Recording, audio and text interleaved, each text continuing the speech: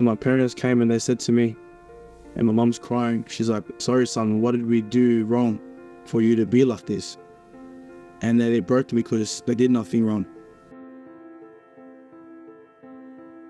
So I grew up in a Filipino household.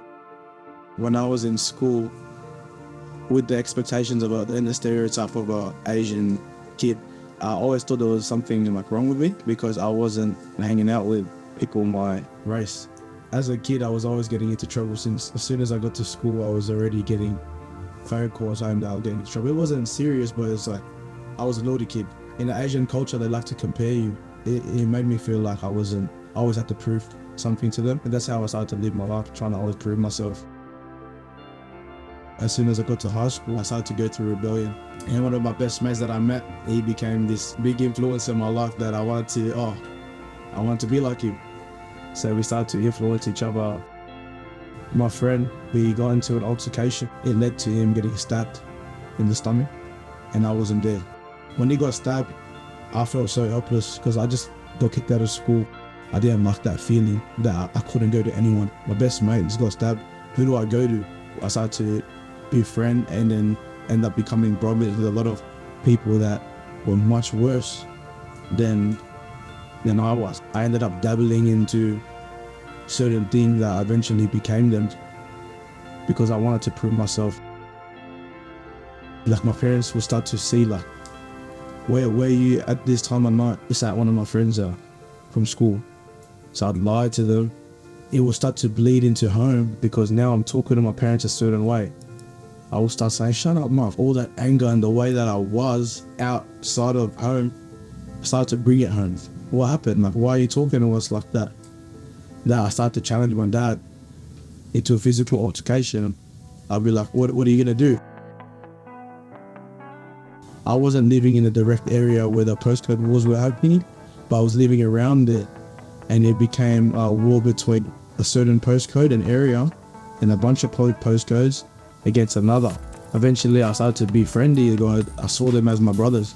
There was a music scene that started to unfold due to all this stuff. We were watching it and we were taking part in it. And one of our good friends decided to do music explaining what we were doing. A lot of the drill music in Australia was due to the things that we were around, and they started making music on the crime that they were doing on other people from different areas. I went to this school and we waited for a certain person to come out. We ended up getting into an altercation and I struck a kid in the head with a hammer and it got all on video. So now it's getting glorified on social media. Now YouTube is now glorifying this type of music. The world is now seeing what we're doing. And then it's like now another form of me feeling like, man, everyone's seeing me, because a lot of what I did ended up going onto social media, ended up going on the news. And you think that the news would scare me, but my article on the news of what happened gave me an ego boost. So when I got arrested, it was 6 a.m. in the morning. I heard bangs at the door, police search warrant, open the door. I go downstairs and I thought it was one of the boys, so I open the door and I see people in black. It was like a squad. And they kicked the door and then it smacked into my head. Now I'm getting arrested and they took me into the paddy wagon, going back to another police station, the same one I was in only like a few weeks before that.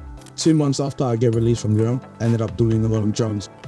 Now I'm getting fried off my head, MDMA, coke.